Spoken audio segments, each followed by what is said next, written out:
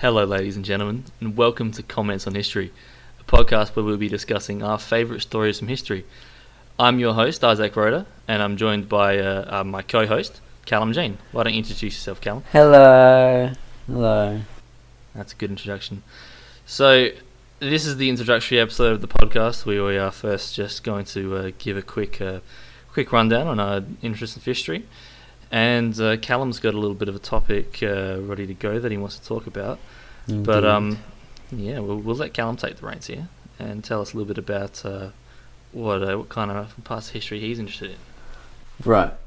So I am interested in a lot of medieval history. Right. I like sort of pre-14th Renaissance sort of era, medieval Crusades, 100-Year War, Templars, stuff like that.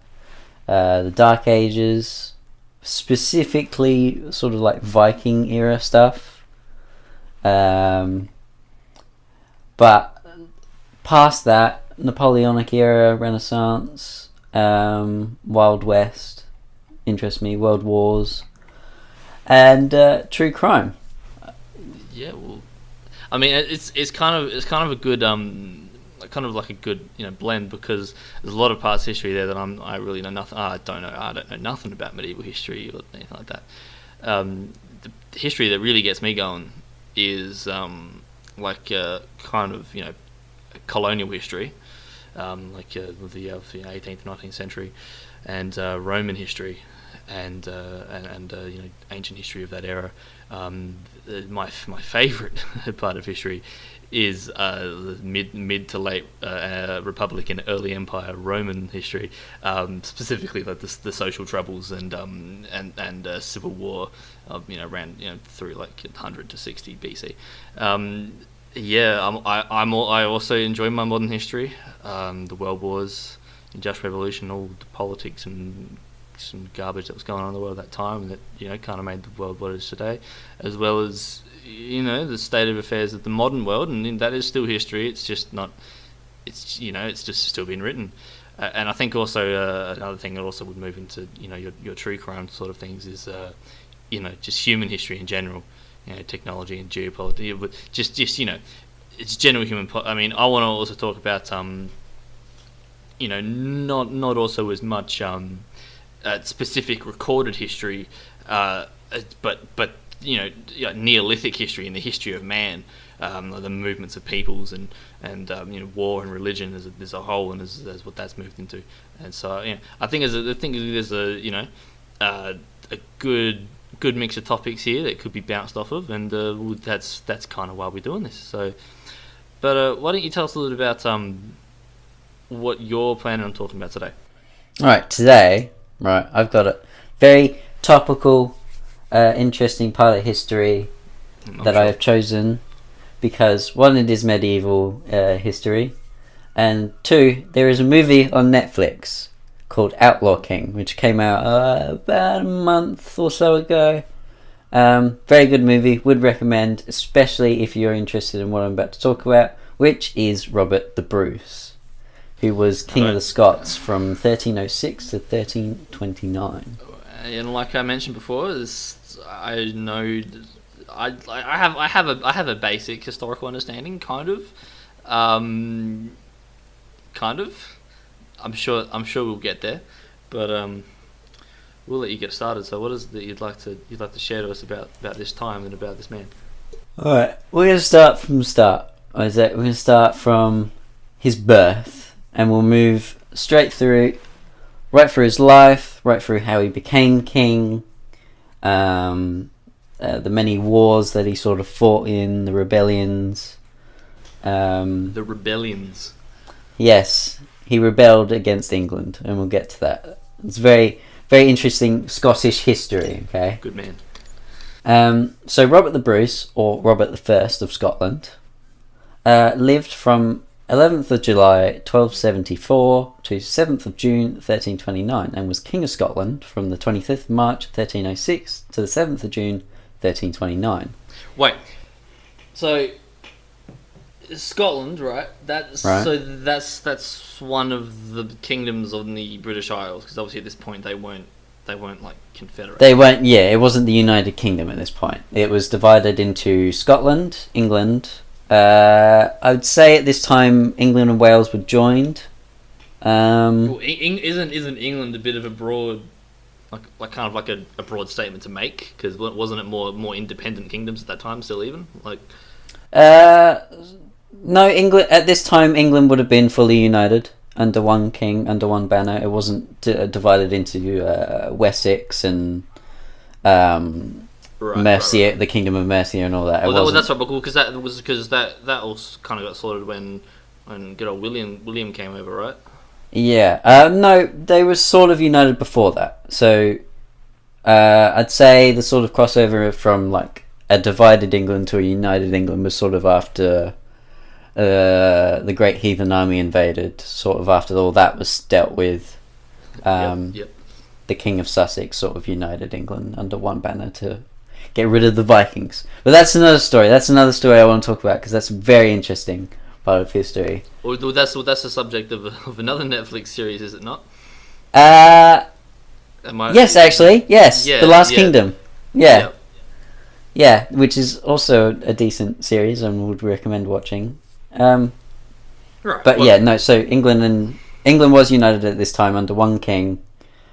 Scotland was united under one king, but they had a lot of problems with England, and that's, there's so many rebellions and such. William the Wallace, which is sort of covered in this a little bit, but yeah. So he was the son of Robert Bruce. Okay, now this is the interesting thing. Apparently, all the eldest sons of the Bruce family were called Robert. So there's going to be a lot of Robert Bruces in this. Okay. This is Robert the Bruce. This is Robert the Bruce. Yeah, he was known as Robert the Bruce, Robert the First of Scotland, or just Robert Bruce. The Bruce family was one of the most powerful in Scotland. They confusingly tended to call the eldest son in each generation Robert, right? Like I just said. Robert's grandfather, also called Robert Bruce, had been one of the competitors from among whom King Edward I had chosen John Bellely to be King of Scotland in 1292. Edward's involvement had been welcomed as a means of heading off civil war between the elder Robert Bruce and the Comyn family, which is another big family in Scotland, which has a lot to do with the Bruces. There's a ancient rivalry between those two families. Okay. Yeah. Right. So the King of Scotland is chosen. Chosen by an external power, or is it within Scotland? England still had. Scotland was somewhat independent. They were sort of left alone, but because of past wars and stuff. Like they are today. Yeah, yeah, pretty much. But because of past wars and stuff, England had some involvement. So John Bellely lived from 1250 to April 1313, and he was King of Scotland before Robert the Bruce. Okay.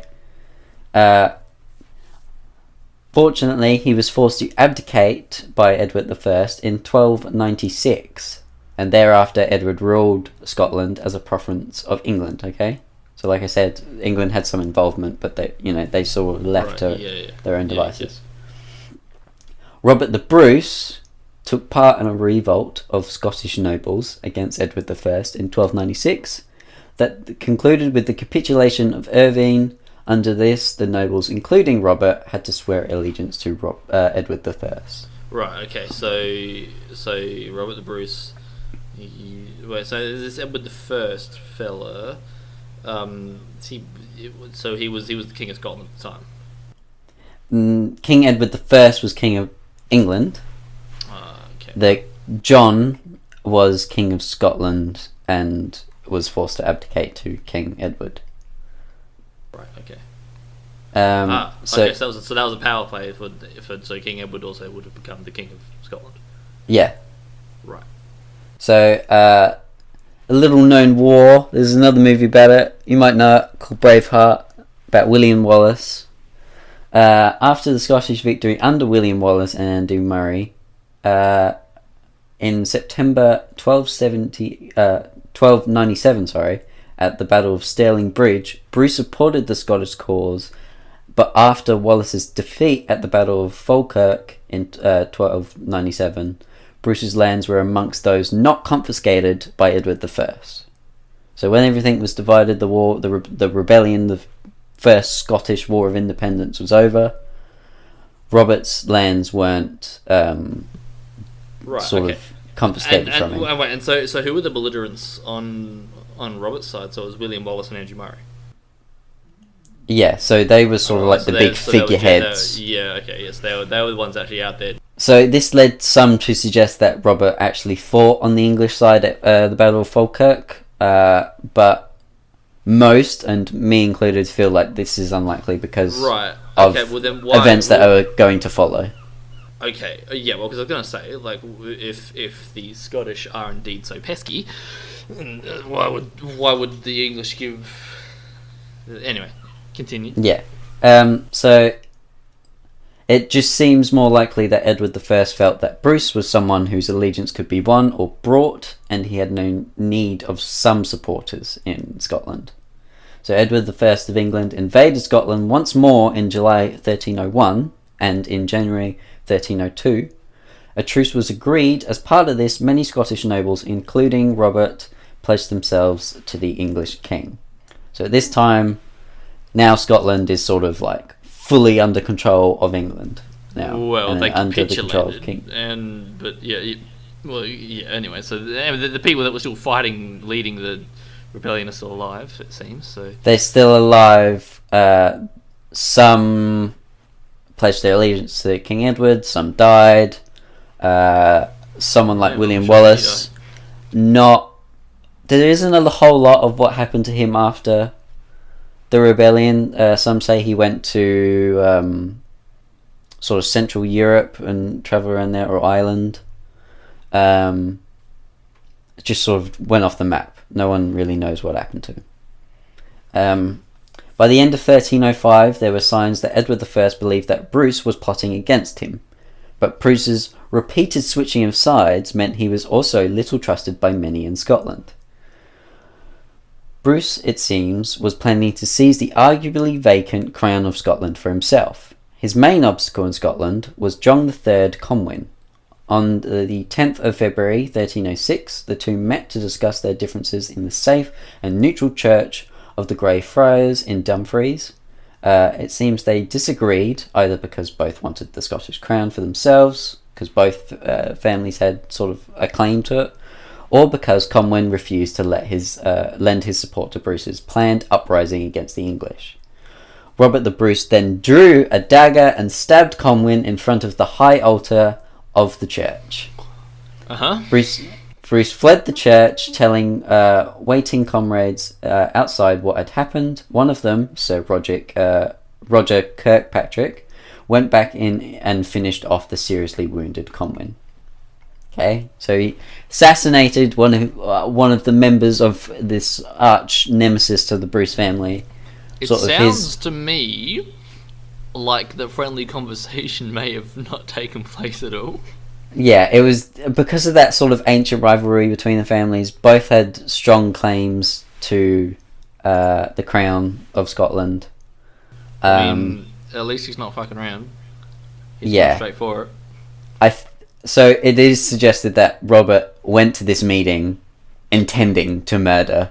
I mean, you can't. I mean, John. The story's kind of set up for it, isn't it?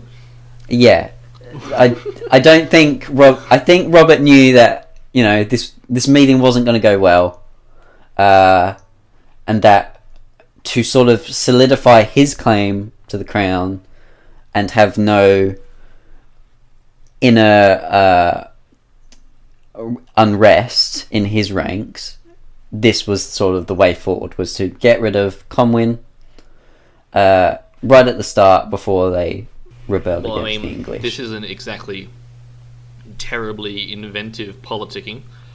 I mean, no, it's not exactly Game of Thrones level of politics. I'm assuming it worked though. It did work. So Robert had no choice but to press on with his plans in very different circumstances to those he had hoped for. His first move was to take the strongholds of the Comwins in southern Scotland. His second was to confess his crimes to the Bishop of Glasgow and receive absolution, on condition that as king he would be suitably respectful of the church.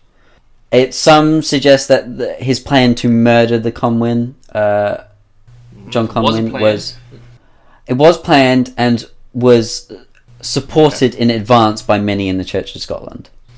Right. Well, it's good that you can do anything wrong you want, provided the church is behind you. Yeah. So Robert I of Scotland was inaugurated at Scone on the 25th of March 1306. The Stone of Destiny and his royal regalia had all been taken south by Edward I in 1296, so it was a simple ceremony. This was led by Isabella, Countess of Buchan, who claimed the right of her family. The Madcuff Earls of Fife to crown Scottish kings, even if the crown were notably absent on this occasion. Right. The Stone of Destiny. That sounds. So this was sort of like an ancient relic that was used in inaugurations of Scottish kings. It had some sort of religious heritage and meaning. Sounds unchristian. It was a coronation stone, right? Continue. So civil war with the Comwins followed immediately after this. No surprise. With Edward I taking full advantage of the situation, he sent an army north to support the Comwins. He declared Bruce and his supporters outlaws, and he was persuaded by Pope Clement V to excommunicate Robert the Bruce for the murder of the Red Comyn in the Greyfriars Church. Right, so Robert, King of Scotland now, but he's been excommunicated by the Catholic Church. In June 1306, Robert moved his forces to meet the advancing English army in Perthshire. The evening before the battle, they camped in Methuen Wood, but were surprised and defeated by Comyn forces. Bruce escaped, but many in his armies did not, and in July, Bruce and his surviving followers were trapped in a valley south of Tindrum called Delrig. There's got to be a lot of Scottish names that I don't know how to say. By John MacDougall of Lorne, the son-in-law of the murdered Comyn. Most of Robert's supporters were killed, and Robert the Bruce became a lonely fugitive. So his rebellion is not going well. Okay, so he's lost a lot of support. He's lost a lot of his army, and they didn't even touch England. They didn't do anything, right? That's what happens when you impulsively stab people, I suppose. But yeah. So Robert escaped, right? But most of his family did not. Being captured by the English while fleeing towards sanctuary in Orkney, 2 of Robert's brothers and a number of his key supporters were hung, drawn and quartered. One of his sisters was suspended in an open cage from the battlements of Roxburgh Castle for 4 years, while Isabella, Countess of Buchan, was also Robert's mistress, met a similar fate at Berwick Castle. His older sister, Lady Christian Bruce, was imprisoned in a Lincolnshire nunnery because Robert's wife, Elizabeth de Burgh, was daughter of one of Edward I's supporters. She was simply imprisoned in a royal residence in East Yorkshire. Oh, well, how nice of them! So they didn't quarter her like a cold. They didn't quarter her. They just left her up in a cage above a castle for God knows how many years. You know, this is a cage that is hanging from the battlements. You know, it's not a cage that's on the ground. That was a or somewhat, in a dungeon. I don't know if it was common, because I mean, there's not really a whole lot of people that whose crimes warrant that. But that was something that did happen. Are there still cages hanging like off of churches and stuff all throughout Europe? Not with bones in them, you know, but. Like, for that purpose. Yeah, there's a few. There's a famous one, isn't it? There's these 3 big cages at the side of it. I think it's in Germany. But, yeah, it was sort of a common way of imprisonment. I think I'd rather be quartered. Well, maybe not. So, Robert meanwhile, seems to have spent the winter of 1306 to 1307 in hiding, including a period living in the cave on the island of Rathlin off the coast of Northern Ireland with his brother Edward Bruce. This is one of a number. Wait. Yeah? It's his brother. Is not named Robert. No, only the eldest son was named Robert. So the first son... Yeah. All the other sons were called different names. Okay. I'm sure Edward, if he had a son, would have called him Robert.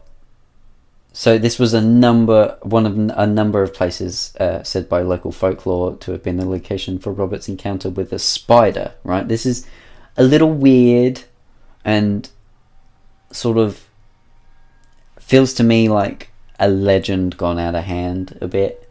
But Robert supposedly encountered a spider in one of the caves in which he observed repeatedly weaving and reweaving its web, never giving up until finally it succeeded.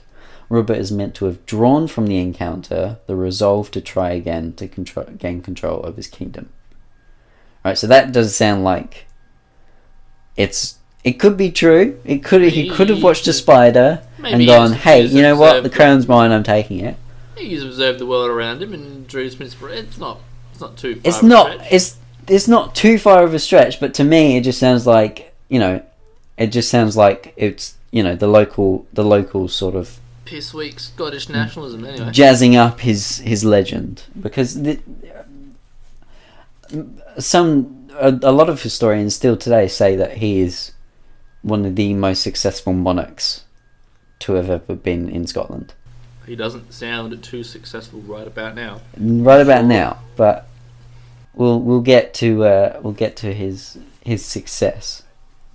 In February 1307, Robert returned to southwest Scotland with two groups of supporters. Two of his brothers led 18 galleys into Loch Ryan, but were surprised on landing by supporters of the Comyn family. Robert's brothers were captured and executed. Robert himself landed further north near Turnberry and led his small band inland to the area around Glen Trull. In March 1307, Robert and his men ambushed a larger English force hunting for him and beat them off. Then on 10th of May 1307, Robert and some 600 men defeated an army of up to 3,000 English at the Battle of London Hill. Or Loudon Hill, sorry. Well, that's some crazy numbers. I'd like to hear more about that battle. And they were attacking. Yeah, so Robert... Oh, he ambushed them. He ambushed. Yeah. Sort of after his failed first attempt, Robert sort of took this very guerrilla warfare approach to regaining control of Scotland and fighting against the English. Right. Because all of the stage battles that happened in last round, they none of them ended well from what you said. So yeah, well, there were barely any stage battles. There was it wasn't even a stage battle that meant that he lost all his support and most of his army was sort of dead. So another even more significant event took place on 7th of July 1307 when Edward I of England died, within sight of Scotland across the Solway Firth, and that at the head of an army he had intended would solve his Scottish problem once and for all. Right, so he died basically in the field, ready to go about his business. That's a good time. Yeah, so he was marching his army up to Scotland to deal with Robert and sort of get things under control, and he died on the way there. Yeah. So this was probably the turning point, right, for Robert. This was some good fortune. Finally, something good had happened to Robert. He had some luck. So Edward II was with this army, with his father, and obviously inherited the crown. He became King Edward II. But he had a lot to deal with. He had to deal with a pale shadow of his father's mighty and ruthless rule over England. Edward II effectively gave Robert 3 years breathing space, during which Robert waged a ceaseless and brilliant guerrilla war across Scotland, attacking English supporters and his own enemies, notably the Comwins. And all the time his power base grew. He first attacked those who had killed his brothers after their landing in Galloway, before moving north, having agreed a truce with John MacDougall of Lorne in his power base of Dunstaffnage Castle. Oh God, Jesus. Robert carried on to take Inverlochy, Urquhart. I don't know. Scottish people are going to be very angry at me. Inverness, and Nairn, and Elgin castles through treachery rather than siege. Right. So he again is that whole guerrilla warfare thing. He rather than full on massive stage battles and sieges, it was sort of very cloak and dagger, very guerrilla warfare. After a pause in December 1307, when Robert the Bruce was seriously ill, he went on to take Belvine, Dufus, and Tarnadale castles. That's what a real man does when he gets sick. He goes and he has a drink of water. He has a drink rest. of water, catches a few castles. Unlike that Edward fella. You dumb. On the 22nd of May 1308, a still unwell Bruce and his army met the Comyn Earl of Buchan near Inverary. Buchan's supporters ran away rather than fight Robert the Bruce, leaving Buchan defenceless. Robert burned every village and killed every member of the Comyn family he encountered. He then took Aberdeen. This left just one major stronghold of the Comyns intact. So everything's going on the up now. Edward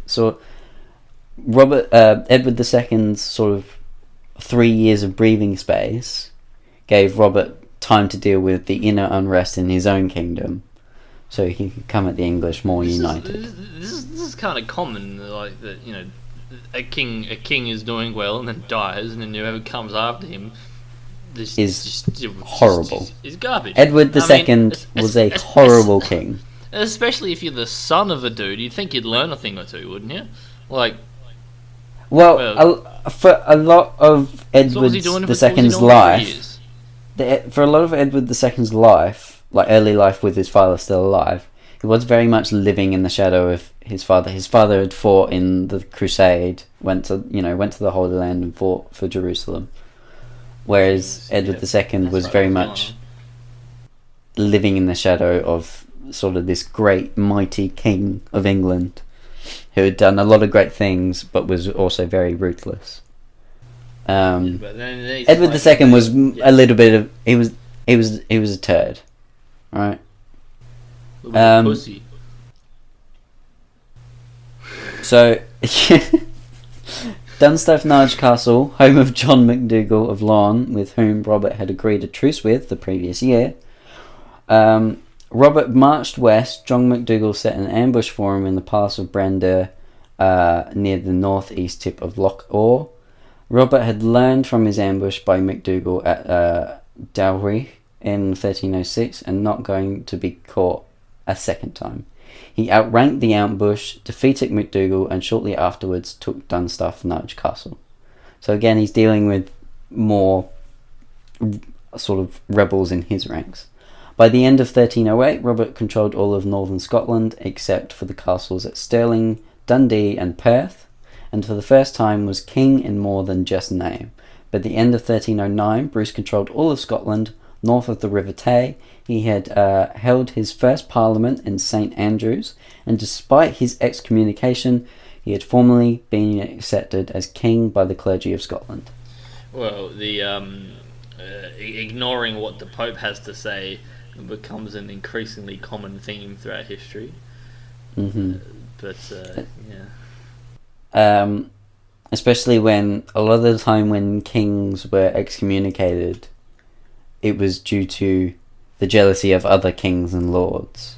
Yes, and but because to the Pope, go up the Pope is a the political power ladder figure as much as he is a religious figure. Well, not so much anymore, but not anymore. But back then, it was very much a political play to excommunicate someone rather than a religious play. Yeah, that's half of why it was an embraced practice, because it benefited people who were already in power. Because people already in power were good Christian men. Pope approves of them. God approves. Yeah, it's not. It's Yeah. not. It's not. It's not hard of a leap to make anyway. I think they knew it as well. So the next few years saw the capture of castles held by the English, one by one. So sort of over the years 1310, 1311, and 1313. The Scots by this time were making raids into northern England in search of plunder and cattle. Right. So how long has all this been going on for now? Because this is like, so what, we're on like 13 14, so 13 15. It sort of started in 1306. We're now at 1314. Right, yeah, okay. So it's been going on for quite a few years now. It's very much a slow slog, this rebellion. But the key to Scotland, Stirling Castle, was still held by the English and was under siege. The attackers being commanded by Robert's brother Edward. Without Robert's knowledge, Edward made a deal with the English constable of the castle that if an English army had not arrived to relieve the castle by 24th June 1314, the castle would surrender, so making an aggressive siege unnecessary. Robert was not happy. He was deliberately avoiding the head-on confrontation with an English army. His brother's deal has now made unavoidable. Edward II of England hastened north with an army of some 20,000, probably the largest English army of many to invade Scotland. They gathered in Berwick on 10th of June 1324 and headed north. Right, so 10 years have passed. Well, hold on. 10 years. So we've jumped from 1314 to 1324. I'm guessing in that 10-year time period, Scotland is somewhat stabilised.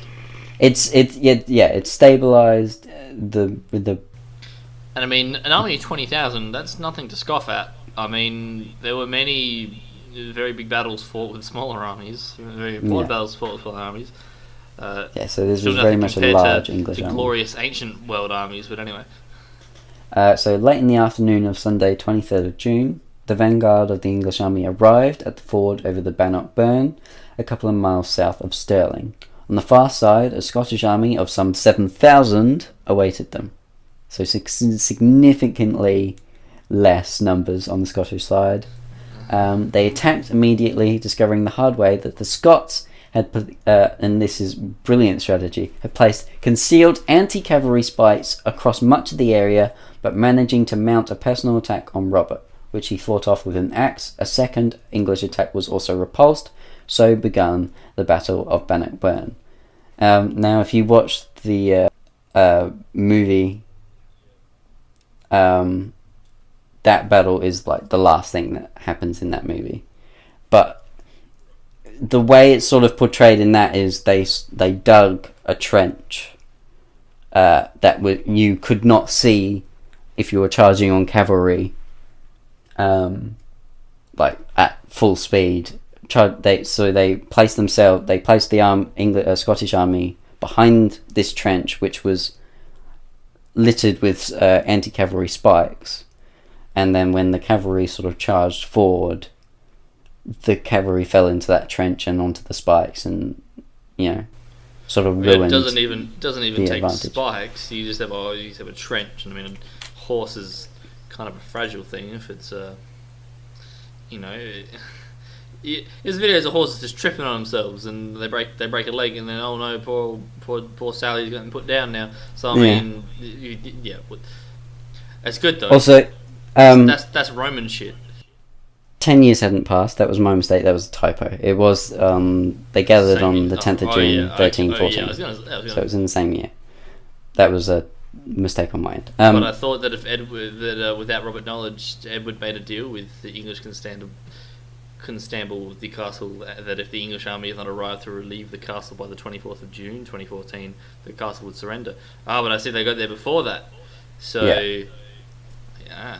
The battle happened on the 23rd of June. On the 24th. And was characterised by English knights charging across against the Scottish. The ground underfoot between the Bannock Burn and the River Forth was boggy and ill-suited to heavy cavalry and the heavy armoured knights.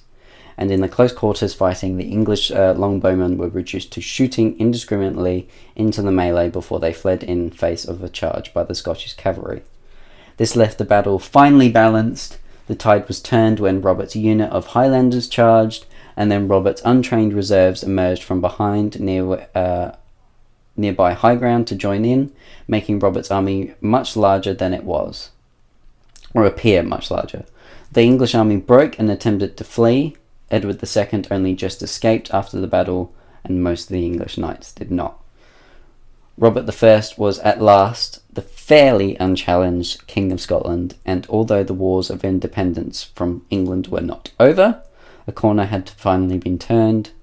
Amongst the English captors was the Earl of Hereford, who Robert exchanged for his wife, sister, and daughter. So after what, 6-7 years, or 8 years, sorry, Robert had finally gained his family back from the English.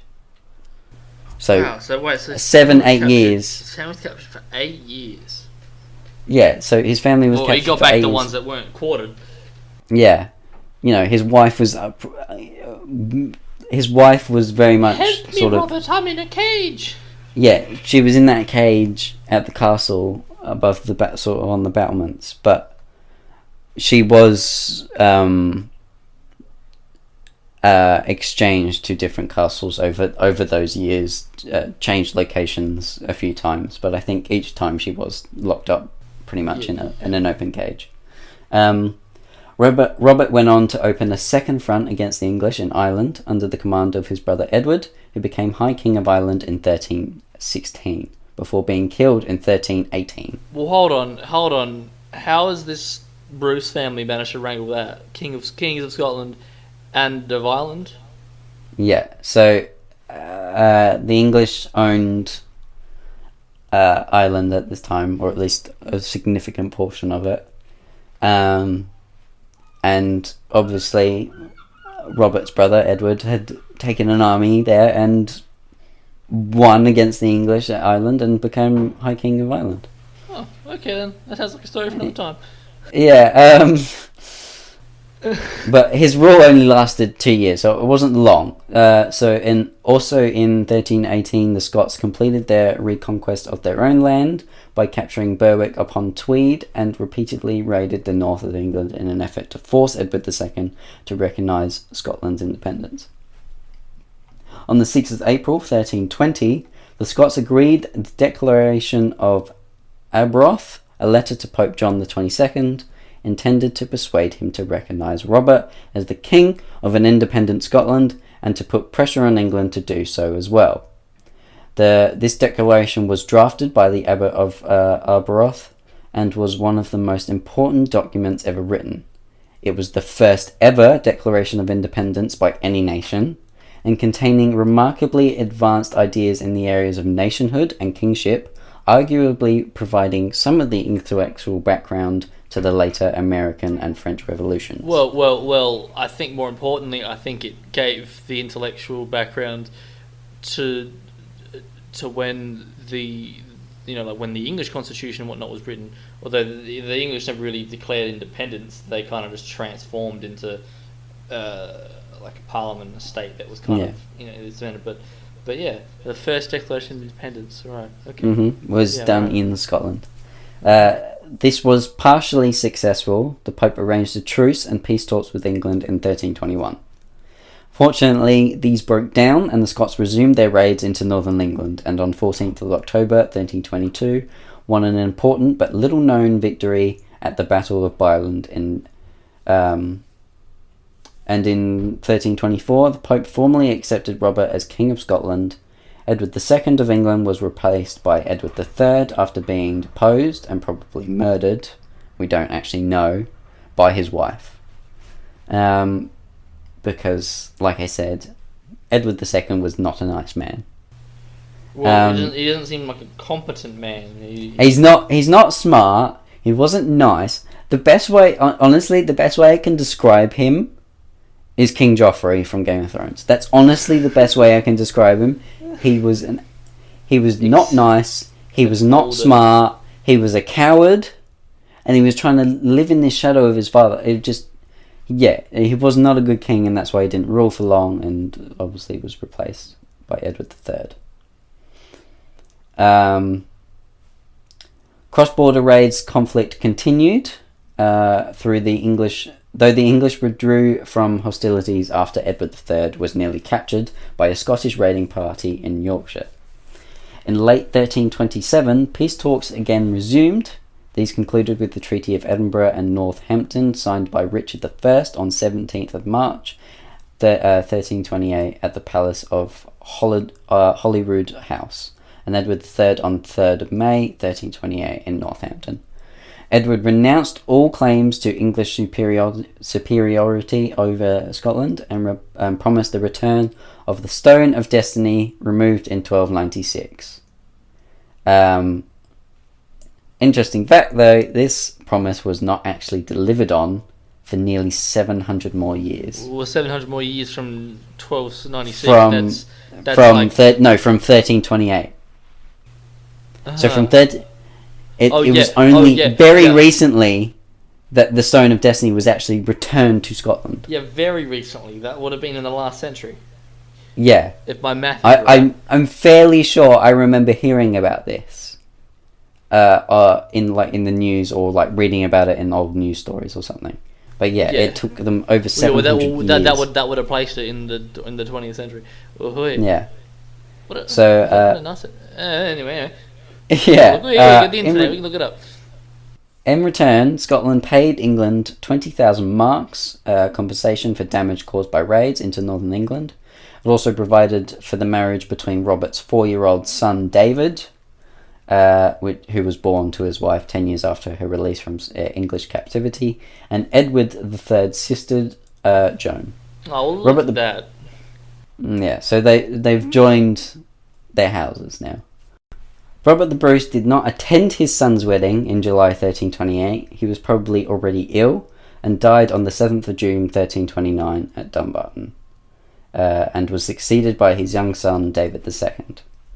Robert's excommunication had been removed by the Pope in October 1328, and Robert died knowing he had achieved everything he had set out to achieve. Scotland was once more a sovereign state. Unfortunately, one of the sort of dreams that Robert had was to go on a crusade, but because this rebellion took so long to finish, from 1306 to his whole life, it consumed most of his adult life. Especially if you include that first Scottish War of Independence with William Wallace, sort of his whole adult life was consumed by rebelling against the English and trying to make Scotland independent. Well, he succeeded. Yeah. So Robert I was buried in Dunfermline Abbey. His heart was placed in a silver casket and carried by Sir James Douglas when he fought against the Moors in Spain. Sir James was killed, but Robert's heart was returned to be buried in Melrose Abbey. A skull, though to belong to Robert, was found during building work in Dunfermline Abbey in 1818, and a cast of it is today displayed in Dumfries Museum. So that is the story of Robert the Bruce, and that's why a lot of historians consider him to be the most successful king of Scotland, is because he fought and won against the English and made Scotland independent and recognised by the Pope. Well, he's a veritable George Washington. Yeah. If you think about it, that fact about the Declaration of Independence that they had, and that was the first ever, and sort of set a precedent for future declarations of independence for America and such, and sort of prompted these revolutions supposedly, and like the idea of it. You can see why he was considered the most. Yeah, and obviously Great Britain today is the United Kingdom, I should say, is it's a homogamous political entity, and obviously you have the Union Jack, so they're under the same flag now. But it's hard to blame the Irish for being proud of that, or at least being having some kind of national pride, having history like that. I mean, and that's the thing about places other than Australia, I suppose, is all the yeah. That's why Australian history is very uninteresting, and I like to focus on medieval Europe a lot of the time, is because it's so interesting. It isn't entirely uninteresting. You've got to remember that there was also an undisturbed culture here for something like 50,000 years, and there's a whole story about how they got here and how they became what they were, and the interactions with. And that's another thing we'll get into, is the movements of people as well. That's one thing I want to touch on. I don't know if that'll be. I don't know a lot about that, so that should be interesting. But yeah. Yeah. Well, I mean, we'll do like some episode on that, but. I think for the episode I want to do next, I'd probably want to do some Roman thing, probably, because that's just something that's always on my mind. But I'll pick some interesting story from maybe the Punic Wars or the Servile Wars, and we'll go from there. I'll get something written up for that. But yeah. So without looking at your recording program, Callum, would you want to make a guess at how long this here has been? About an hour. Yeah, it's 50 minutes on the dot. So nice. That's it. And that will be sort of the length of most episodes. I think that's fair. An hour to 90 minutes. That's sort of the length we're going for this. Well, no more than 90 minutes. I mean, no more than 90 minutes. 90 minutes is a solid discussion. And the reason I picked Robert the Bruce is because I knew it was It's a good story from history, but it is a short one. And it wraps up nicely. It wraps up quite nicely, and if you are interested in Robert the Bruce, I would highly recommend going on Netflix and watching The Outlaw King, which sort of covers from 1296 to that first major win against Edward II. That's sort of where it ends, and the release of his wife and stuff. That's where it sort of ends. So not everything is covered, but sort of the most interesting, his sort of comeback is covered. Yeah, all the parts that are worthy of a movie. Yeah. So, well, I think I know what I will discuss for the next episode. It is something is Roman, obviously, and it is something that has had movies and TV shows made out of it. Mm-hmm. You know much about Spartacus? I don't know a whole lot, but I know. Right. I know a little bit. I'm thinking it's going to be good because it ties into some other very important political figures of the late Roman Republic. I believe the official name for that event was the Third Servile War, if I remember correctly. Right. But yeah, there's some very important figures that are responsible for the outcome of that, which later go on to contribute to the fall of the Roman Empire and also the fall of the Roman Republic and the rise of the Empire. But we'll get that together. And it's good that you're semi-familiar with it to an extent. I think everyone is. Or at least if you ask most people about it, they would recognise the name Spartacus. It's very much a well-covered part of history. So I think, especially in media. Especially. So I think we'll give that a go. But yeah. Alrighty. Well, that was the first episode of Comments in History. Hope the listeners have enjoyed it. Yeah, I hope it was interesting. Like the sort of aim for this was, there's a lot of other history podcasts out there, but we wanted to sort of make it more of a casual discussion about history. I think that's definitely what happened. It's definitely I think it was kind of give a go at it. And see how it feels, and I think this casual vibe that's going on. For those who may not have picked up on it, every episode will be alternated turns of scripted episodes with someone leading it, and then the other person will be bouncing off it. So I think that's a good formula. I don't know how original it is, but at least the name appears to be. Yeah, we do. Hopefully there's no legal repercussions for that. We sort of looked, I don't know, if someone spots another podcast called Comments in History, please tell us. If anyone listens to it. No, but if you did enjoy listening, make sure to like the podcast and leave. I'm probably, in my mind, I'm sort of thinking this will be up on iTunes, Spotify, SoundCloud, and any other sort of podcast formats we can put it on. We'll get some socials going for it as well. So yeah. Speaking of socials, Isaac, is there any socials that you would like to be plugged right now? No, none at all. Every social I have is private. Damn. Alright. Well, not for me. You can... I have a YouTube channel called The Misfit. Little cartoon character of me with the Union Jack headband. You should be able to sort of spot that.